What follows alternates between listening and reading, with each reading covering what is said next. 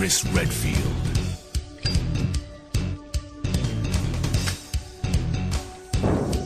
Jill Valentine.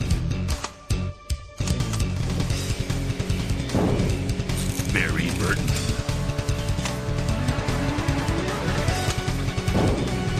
Rebecca Chambers. Albert Wesker.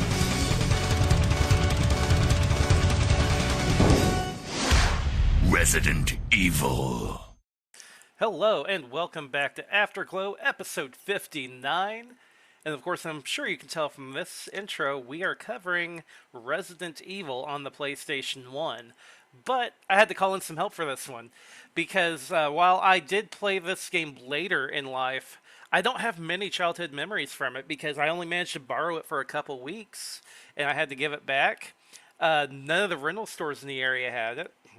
I never could find it in stores, and that was it. I got 2 weeks to play it whenever I was a kid. So, of course, later on in life, I did play a different version of it. I think the first time I actually beat it was Deadly Silence on the Nintendo DS, that version of it. And then I beat the remake whenever it came out in Steam. But I don't have a lot of memories of the original, because most of my game time whenever I was a kid of the original was just in the mansion and maybe a little bit outside of it, not a whole lot though. That's okay though, because I called in some help, and if you haven't read the details of this episode yet, you'll find out who that is after our music cut.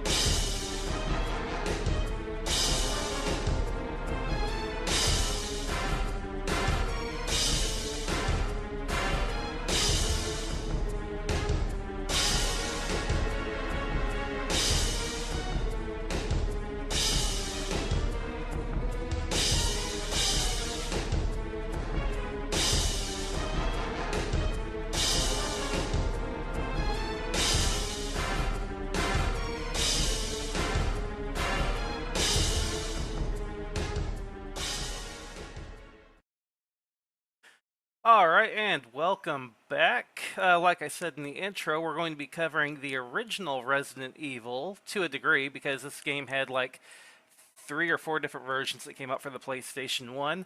But my childhood experience with it was rather short. I only had the game for a couple weeks, so I'm bringing someone else onto the show that can give us a lot more of an in-depth explanation to their childhood memories growing up. So if you'd like to take it, Grim. Well, hello there, Mr. Lethko. Finally nice to be on the Afterglow. Well, I only made the theme song. Right, you only get a shout out every episode, right? Something like that. Well, we definitely picked a hell of an episode to do together. I literally on my forearm, I have a tattoo of the director's cut DualShock version artwork. Oh, that is awesome. It was so worth it, man. So I only got to play the game as a kid for a couple weeks. I couldn't find a copy in stores or anything. But my story behind it is I needed a memory card for my PlayStation. I did not have a memory card, so I bought a memory card from a buddy of mine that had a few extra, and he's like, "Hey, since you're getting a memory card, you should try out Resident Evil." So, how do you initially get into the game? Well, believe it or not, when I was younger, my dad used to have this guy who babysat us, who lived down the block from us, right? There was this big long alleyway, and this other fellow lived at the end of it. They were really good friends, you know. And the guy was a little bit of a drunkard and alcoholic, but other than that, he was an all right fella. And he would just be like, okay, man, stay down here in the basement and play video games on my PlayStation. And boy, that's what I did. And especially Resident Evil. Now, whenever you first played it, what version did you originally play? It was the original version. It was not the DualShock one. Now, was it the long box? No, it was still the jewel case, so it may not have been the long box, but it still was, the original version. So it may have been the director's cut version. I'm not entirely sure, but it was definitely wasn't the DualShock one because I played it with the old analog PlayStation controller. Well, it's harder to tell because the director's cut wasn't exactly the director's cut, which is such a shame. For those listening out there, whenever the game got re-released as a director's cut, there was a bunch of advertisements at the time that you were going to get the uncensored FMVs and everything. But then when the game came out, the FMVs were still censored. There was such a backlash that Capcom at the time uploaded the FMVs to their website, and you could watch them there, which was kind of them trying to make good on it. It's still a huge shame that we never got those original FMVs actually built into the game. Yeah, I agree. It's actually kind of funny. Back then, I think, back in the old internet days, kind of loading something like that up would have taken forever. It would have cost money because back then it wasn't like how it is now to where we have unlimited data. You'd have to pay for that. So it's kind of like a double FU to all the consumers out there that they didn't just do it. Right. It's funny because the game eventually got re-released again in the DualShock edition, and they could have fixed it right there. And they could have just, given us what they originally promised us with the original director's cut with the DualShock edition. But again, DualShock edition, we got the same FMVs again. It's like, what are you guys doing? If only they knew. Right. Now, these days, of course, you can edit in those FMVs and pull down like a custom version of the game the way it was meant to be played. But, back then, we didn't have that option. You just had to try to stream or download the video from the Capcom side if you wanted to watch it. And even then, it's not part of the game. You're just watching a random video at that point. But not to take away from the game, because the game was very, very unique for its time. Yeah, I'll definitely say that in the least amount of words, right? It was amazing. But one thing that I also think people need to keep in mind as a very important caveat to the situation is that this game, Resident Evil, started off not at all as an original concept. It was like going to be a remake of another game called Sweet Home, which was, if I'm not mistaken, a Famicom game that was going to be remade for newer hardware, and they starting with something entirely different. Yeah, and see, I'm actually a pretty big fan of Sweet Home. It was like the first horror-based, turn-based role-playing game that I remember. I never played it as a kid, but whenever I started game collecting, it was pretty big because there was an English translation for it, and it was a blast to play. Now, I don't know whether maybe they couldn't get the license since Sweet Home was based off of a Japanese movie, if they were struggling with the license or just didn't want to pay the fee, but they eventually changed it over to what we have now with an original story. Yep, that's definitely the case. But you know what I want to know? I want to know why they made Sweet Home and they didn't use Sweet Home Alabama for the soundtrack. I can tell you it's an improvement that they didn't. But if you get the chance, even though this is based off the Resident Evil game, go play Sweet Home for the NES if you can get your hands in that translated version, because it's like, in my opinion, it's up there with Final Fantasy. It's got some really wild gameplay mechanics. Like, each character has a unique item, and if that character gets killed, you lose the ability to use that unique item. And there are other items in the game that can take the place of it. Some of these items are story critical, but you have to more or less work for them. So I just can't get over the unique gameplay in Sweet Home, and it's something that Capcom continued with Resident Evil because it's something you didn't really see. The game has like your zombie trope to start with, although they're not regular zombies. If you're bitten, you're not immediately infected. Yeah, you just rub some herbs on it that you find and the seven secret spices, and then you're perfectly seasoned against the virus.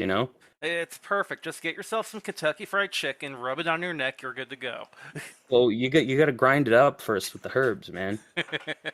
You're giving people disinformation here. Oh, but one thing before we get into this, Lethco, I just wanted to share with people out there, right? So you got to think this game itself, in its original iteration, I think was only ported, well, I guess if you count online services, probably about 4 times, right? So it was originally on the PlayStation, of course, right? And then it was ported to Microsoft Windows as well. And then there was a different version of it that they put on the Sega Saturn with more stuff on it to entice people to buy it.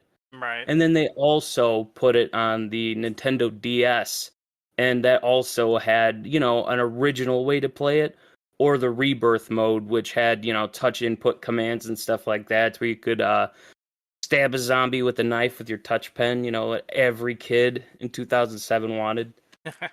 Well, actually, the DS version was the version that I actually ended up playing a lot further into because, like I said, I only had the PlayStation version for a couple weeks, and I knew that your game saves were limited. And even though if you play the game normally, you should be fine, I'm one of those guys where I want to save after every little thing, so it's a hard habit to break. Yeah, especially when they're sitting there being like, do you know how much those ink ribbons cost? Oh, yeah. It's gonna cost you a whole grade letter. You get an F. You failed. And that's probably like one of the game mechanics that at the time for me it kind of turned me off to the game because I didn't have a lot of gaming time. I could play for an hour or two and then I'd need to save, and I felt like I was getting punished because I just couldn't sit there for a 4 hour session, not realizing that really you can probably get through the game or at least a good chunk of it in a 4 hour session. Right, right. And that's the thing that I really liked about that game though, is that it always was so horrifying to me, and like I would literally like almost be crying as a child playing it, but for some reason I just couldn't stop playing it. I loved it, but I hated it at the same time.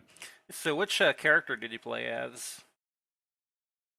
Well, earlier on, at first when I was a kid, I was like, "Oh, I want to play as the guy. I want to play as the guy." But that is definitely the hard route, and they are not kidding when they say that, because not starting off with that pistol initially is actually very difficult. Because you get two options, I'm pretty sure, and it's easy and it's hard. And one of them you start out with the gun, the other one you come back and Jill's just gone, and there's no gun. And then I believe they both also have different amounts of inventory they can hold. I believe that Jill can hold 8 items to Chris's 6, if I remember right. I think so. So whenever you first started exploring the mansion, what stood out to you the most is whenever you first started exploring the actual mansion? I would say the first thing that kind of was glaring to me, even as a child, was just how strange the decor of the mansion is. It definitely has like a strange regal feel to it, but it also at the same time feels like kind of antiquated and dusty without it actually being able to display those details. So it's kind of like, wow, how long has this place been here? Kind of full of the undead and nobody around, you know? Hmm. So it kind of has that feeling. I like how the developers try to be sneaky about certain things. Like, everyone knows about now, but there's a hallway that you walk down early in the game, and you'll have one of the dogs jump through the window and attack you. And at the time, that was wild, and it made you kind of start looking for jump scares in a way. Even in areas where it was impossible for there to be jump scares. Like every time I went up to a door and you get that door opening animation, I was expecting to get attacked by something, even though with the limitations of the PlayStation, it's impossible for that to happen. They use the door opening as a loading screen. But I kept expecting that every time after that dog attack. Yeah, I know what you mean. I was one of those people who was like, you know what, fuck this whole ass mansion. I'm leaving out the way I came in. And boy, they punish you for that too. Oh yeah, the version I played, I think you get one warning where you'll try to go out the door, and they're like, "No, you really don't want to do that." And there might have even been a cutscene, but then I don't recall which one it is. the second time you try to go out, it kills you more or less. I don't recall it killing you, but I know it lets a Cerberus into the room with you, and then you basically have like a dog in that like desperately needed safe space from like transitioning from every room, you know? Right. That main hub is so important to have like hazard free. So having that dog in there is like a total nightmare. And the game messes with your idea of a safe space as well, because whenever I originally played it, I thought that you could clear the mansion out. That eventually, if you took out all the zombies, it would be cleared out. But there's a point in the game where you leave the mansion and then come back into it, and it's more or less restocked again. Yeah, with much more dangerous enemies. Yeah, instead, they replace all the zombies with hunters, you know? And that's something that, like, I kind of think that they were a little too overzealous with, because it's like, when you're first playing through it, you don't realize that, like, oh, okay, yeah, there's none of them in this room or whatever, in this hallway's clear, this is easy. And you probably use a little bit more of your ammo than you should, you know? And in a game that's survival horror, you need to be careful with all your resources. And if you're overextending yourself, well, you're not going to have them for when you really need them. And that is definitely when the hunters show up, and boy, they don't mess around. And that's easily a mistake I made constantly, because I was constantly trying to, clean the area out. So, of course, I go back in, I'm low on ammo, and all of a sudden, I've got super enemies in every room in the mansion. I'm like, oh god, I have to run past them. And the game would have been significantly easier for me if I just would have ran past the zombies in the beginning instead. Right. And, there's no indication that something like that's going to happen. That's just something that you'd only experience after beating it for the first time. And I guess maybe that was their whole crutch on replayability at that point, because, it's not like there was too much after, what do you say, post-game content back then.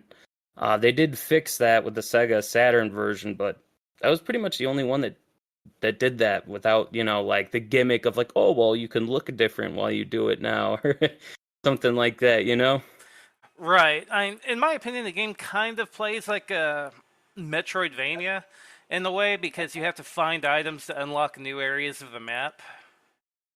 Although it's not upgrades for your character for the most part, it's usually find this key, find this shield icon or whatever, and then you take it and pop it in another keyhole or in another slot, and then it'll open up a new area for you to explore. Yeah, I mean, the exploration in that game's pretty straightforward. It almost seems like it's not, but once when you figure out exactly how you're supposed to progress through the mansion and you figure out where items are located, well, then it becomes more of a linear thing and it's a lot easier. But if you're a first time person playing it, they're going to be going and looking in rooms that you don't need to go into yet, or doing things that you don't need to do yet. And it could really put a strain on your resources and put you in a really bad spot. It'll also mess with your inventory, in my opinion, because you'll be carrying around so much junk that you don't need to carry around. Yeah, I feel like that especially happens with the grenade launcher ammo that Barry gives you randomly. You know, this guy? Hmm. Jill, what's going on? Any clues? No, but something's wrong with this house. Whoa, I love that. Whoa. So going on that, should we talk about the stellar voice acting in this game? Oh, what a perfect segue. Well, you don't want a Jill sandwich? The master of unlocking. Bill, too. Anyway, let's report this to Wesker. Hey, what's going on? Jill? Is that you, Jill? What happened? Harry, help me, please. The door won't open. Quick! Stay away from the door, Jill. I'm gonna kick this door down. Hurry! This way! Oh, Barry! That was too close. You were almost a Jill sandwich. Oh Lord. Classic. It's kind of funny thinking of Capcom in this way because during the PlayStation era, they were probably known for horrible voice acting in all of their games. The voice actor that they had for Mega Man in Mega Man 8 and X5 or X4 was he sounded like an 8-year-old kid. And then Oh. you pair that up with Resident Evil now, where the actors are like they're seriously hamming it up. Oh yeah, like I mean, everything about that game, with that cheesy voice acting was just absolutely great. You know, I would say back then, you know, that was just kind of the norm. You know, you have other games like I think almost damn near every game back then that had voice samples like that. They were terrible, I guess. You know, nobody told them like, oh, don't read this script like you're being forced to read this or you're reading it for money. Read it like you're in that situation, you know? And Right. people just did not catch on to that, I guess. Well, I don't remember a game with even remotely decent voice acting until maybe Metal Gear Solid, and even then, I'm calling it remotely decent, not good. Colonel, Metal Gear. I think his name's David Hayter, by the way, but Yep. I think yeah, well, great voice actor in my opinion. But we're not here to talk about that guy.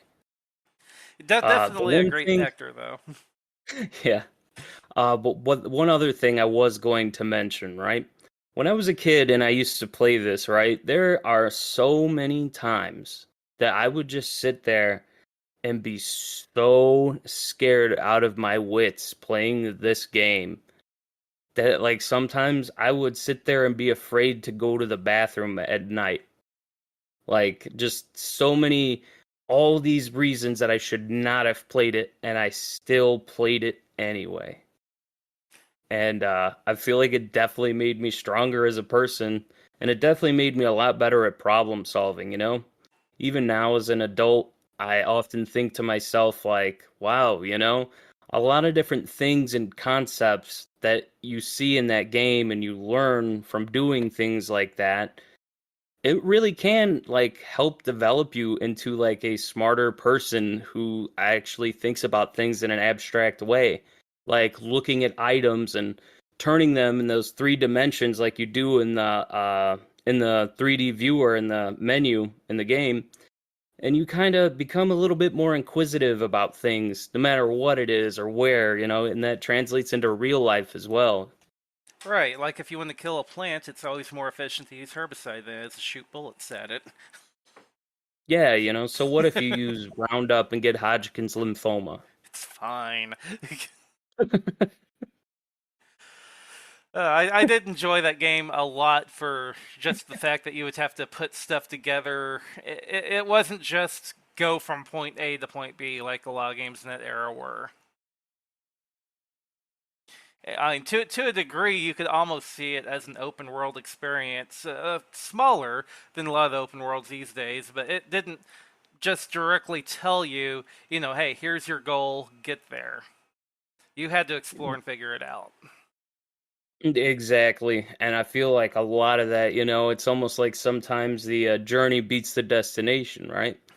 And especially with that game, it's kind of like by the time you get to that point to where, the self-destruct sequence has been activated, I repeat, you just kind of are in that headspace yourself of kind of just being like, wow, this was some cool shit that I saw in this, and you really begin to appreciate just how all of this narrative was put together, and you get to see like how crazy Wesker ended up being and all of that. It wasn't until later on when they kind of retconned his story to make sense of him being in Resident Evil 5 that it made sense, but Right. I digress. I don't want to talk about that derelict of a game. Yeah, 5 was definitely a little rough, especially after 4. Like, after the highs of 4, going to 5. Yeah, and you know what? I'm just gonna throw it out there. I'm gonna blame the people who Capcom hired for that, which was gonna be the people. It was K2 Entertainment that worked on Countdown Vampires, which was a knockoff of a Resident Evil game.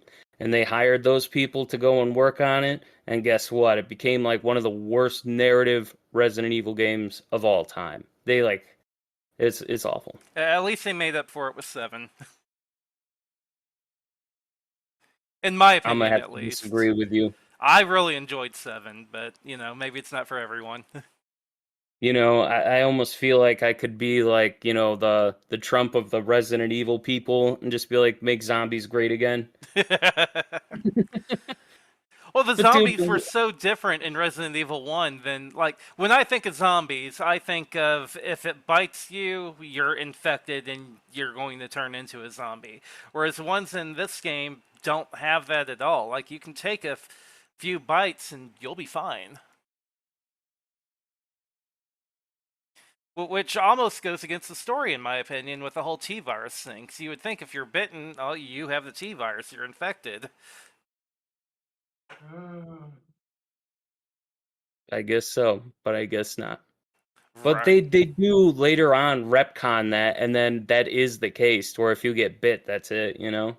Right. It's just so weird, like in the original game, it's like, oh, you're bit? Don't worry about it. Yeah, it really hurts. I got a giant gaping wound on my jugular, but I'll just rub some herbs on it. Makes it all better. Yep, totally fine. There's no way I'm gonna bleed out. You're exaggerating. We just gotta get to that safe room that has the chest with all our goodies in it. And that nice calming music. Yeah, the music alone will sustain me.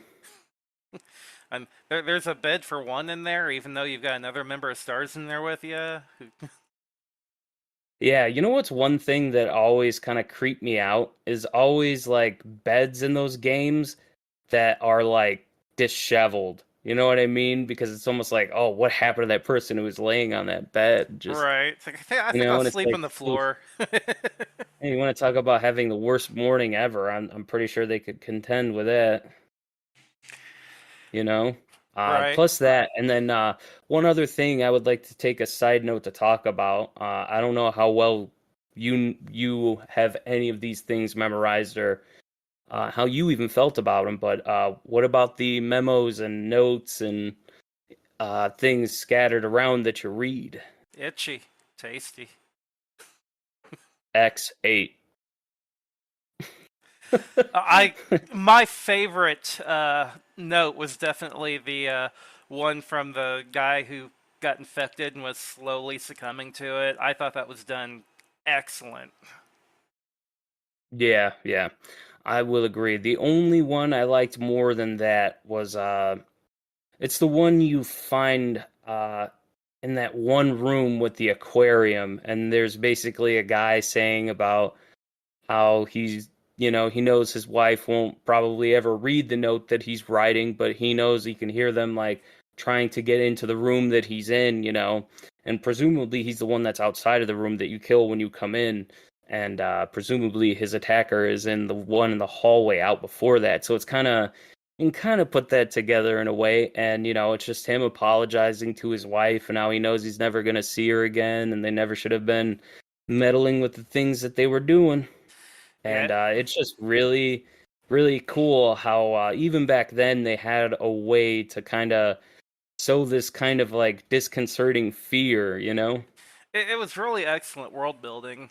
I kind of wish we would have had more of them. Yeah, I agree. And then the one thing that I will say that I think would have perhaps made it a little better would have been if you found something from like, oh, I don't know, like Wesker or something like that. Like, I don't know, something that like kind of gave Barry that kind of leeway of being like, oh yeah, like we kidnapped his kids and he's gonna play along. Instead, you're just kind of like, fuck you, Barry. Yep. You The know? the other thing I wish they would have had, and they did have a decent selection of enemies, but I would have rather them had more unique enemies other than, hey, we're doing these experiments that mutate people into these things. I want to see more of that rather than, hey, we also made giant spiders and snakes. Yeah, yeah, yeah. You know what's one thing that I always kind of joke about with the first three Resident Evil games? What's that? They clearly must have been like, okay, we can't have too many black zombies and we can't have too many fat zombies. Oh no. If you really stop and count them up, there is not a lot of fat zombies and there's not a lot of black zombies. I'm just saying. It's like we got a demographic we're going after. We don't want to insult anyone. And it's heavily skewed, okay? Well, they made up for that in 4 whenever all the zombies were black. Yeah, right? Yeah, the four when they made them all like Spaniards. Right, and they actually got some backlash over that, which I thought was hilarious because I'm here like you gotta look at the area that the world is, the area you're playing, more or less. Yeah, there's me myself being a Spanish speaker of sorts, you know, I wouldn't say I'm like 100% fluent, but I could have a conversation in it, you know, well enough. You even hear these people talk and you're just like, none of my Mexican friends have ever used any of those words. I've never even heard them before. You know, and it's like, yeah, that's how you know, like, no, these are Spaniards, you know. And I remember people complaining, being like, "Oh, they're killing Mexicans," you know. It's like, no, they're not Mexicans at all. Unfortunately, my Spanish is limited to words such as enchilada, taco, burrito. Sueña como un problema y para ti. Enchilada. Lo siento, Lezco. Quesadilla. You said that very seductively. Are you coming on to me? Oh, you know it. I could say some things in Spanish, but it's not safe for the airwaves, you know? Oh no, This we, isn't we gonna we might lose one of our 10 listeners. You know, I always think that's so funny sometimes, especially when you listen to games that you know in another language, and then you hear the different inflections on the words that they say. hmm It's definitely strange. So speaking of another language, did you ever go and play the Japanese version Biohazard? Yes, and technically yes, but technically no. So, the way that I would say I have, right? It's because on PC somebody finally decided to stop fucking around and they made a patch to make the original Source Next port of Resident Evil work on PC. So through that you're basically patching the Japanese game to be in English. And it works phenomenally. I've played it, beaten it through, and it was great. So what differences did you notice? I saw a few in the limited amount that I played, but I only played like the very early section. So if you got all the way through, you probably saw like quite a few things I missed. Well, there were some of the cutscenes and stuff like that were different and uncensored. You know, like the whole famous screen of the zombie biting the guy and turning around and looking at you. No, I Uh, noticed for Jill and Chris, it actually told you easy and hard underneath the name badges whenever you selected which character you've got. Well, right, yeah, that's why I was saying, because I guess perhaps that one is the most freshest one in my memory, and because I played every single version, even the prototypes, I really couldn't say which one it was definitively that had that. But regardless, I still very much so, thought like, oh, okay, yeah, you know what, this is still a decent experience, and having some of those extra cutscenes and stuff like that was great. I was like, this is really the good experience that we should have had when we first played this. So is there a mod out there then that gives it DualShock support plus gives you all the original cutscenes and everything? Oh yeah, of course. Okay. Like I said, you just look up the source next port, and then I think those people doing that work are probably still under Project Eden. I'm not sure.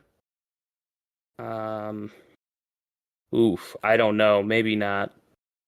Or I think they just called it Resident Evil Rebirth. And then they also did patches for the Source Next port of Resident Evil 2 and 3 for the PC. And those are weird, man. Those are different for sure. So before... Plus that, and one other thing I was going to add, since we're already on this topic, let's go.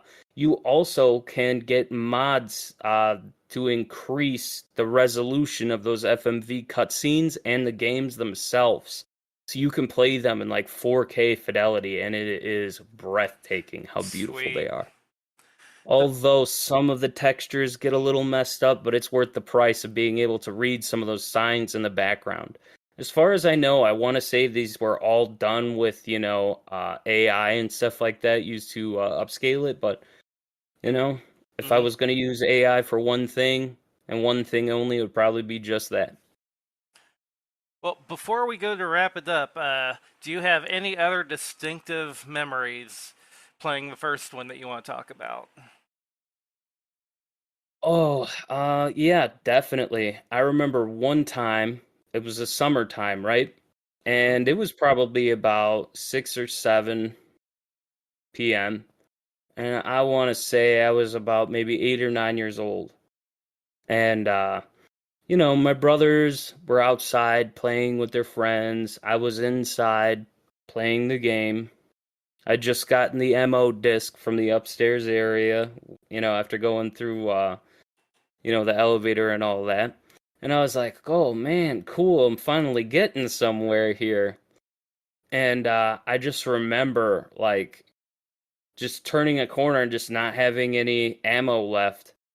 And just absolutely getting my ass eaten out by a zombie. And then just dying. And it was so horrifying that I just, like, pressed the reset button. And, like, then I was too scared to leave my room because the light wasn't on in the room. So I just kind of stood there in mute agony, just being like, what if there's a zombie in the hallway? Keep in mind at the time, I'm like probably about like, like 7, 8 years old probably. Mm-hmm. So, you cut me a little slack, but, it wasn't really until till I played Resident Evil 2 and 3 that I would have nightmares about it. And, even despite that, I still love those games and still play them to this day. Well, we should probably cover some of those in another episode later on if you're interested. Oh, we should definitely do 2. I'm down for 2, 3. We could even do Survivor if you want to get real stinky. That one's so bad. Well, isn't that the one that was supposed to have like the light gun, but we never got the gun for it here in the U.S.? Let go. The light gun would have not saved that game. Oh It's no! bad. See, I've never played that one, so I definitely have to have you on for that one. All right, so Grim, other than my intro and outro, where can you be found? I have a Facebook page under the Lost and Gone podcast. I don't really post too much on there, but when I do, it's usually a big deal. On there, I'm pretty sure the last thing I posted was the interview with you, so there's that. And then, of course, you can join us on the Secret Levels Discord. Me and Lethco hang out there. That's mainly where I am, habitual. It's not a phase anymore, Mom. I'm an official thick boy. And, of course, my podcast, the Lost and Gone podcast. Listen to that if you want a more comical look at things. All right. Well, thank you for taking the time to come on, discuss some Resident Evil with me for a little bit. I appreciate it, and hopefully we will have you back on here in a few months for Resident Evil 2. All right, let's get deadly. All right. Have a good night.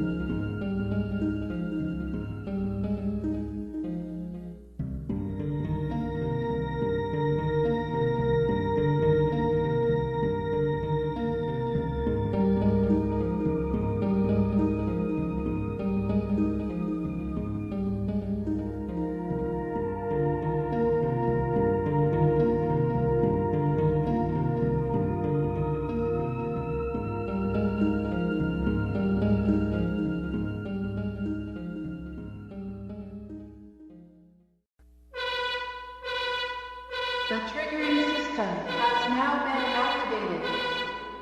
All researchers and guards should take cover immediately. Unlock all rooms for evacuation.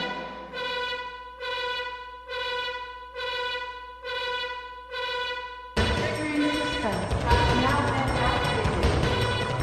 All researchers and guards should take cover immediately. Unlock all rooms for evacuation.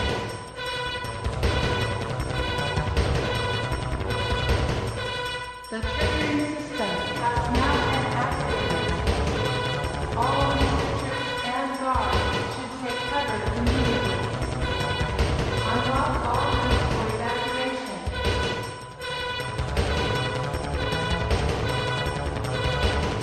The triggering system has now been activated. All researchers and guards should take cover immediately. Unlock all rooms for evacuation. All right. I hope you enjoyed this special, longer episode of Afterglow. We'll definitely have Grim back on at a later date to cover Resident Evil 2 for sure, because I didn't play that game at all, other than the demo whenever I was a kid, so I'll definitely need his input on his childhood memories of that game for the second game in the series. But we've reached the end of this episode. Again, I hope you enjoyed the longer form of it. If you like what you listen to and you want to talk to myself along with some of the other people who've been on here, we do have a Discord. You can check the show notes for that Discord link. There is also a Patreon link that you can check out if you'd like to donate $1 a month. I get a shout out at the end of every episode. Friends of the show include Retro Gaming Roundup, which is one of the longest running retro gaming podcasts to this day. Secret Levels, one of the most entertaining podcasts I've heard for retro games to this day. And the Lost and Gone podcast with Grim, which of course you've listened to him this entire episode. If you'd like to hear more of him, be sure to check out his show. The show logo and our artwork has been done by TobyVonDoom from Secret Levels. And the show's music intro and outro is done by Grim from the Lost and Gone podcast. Thank you for listening, and we will see you on the next episode of Afterglow.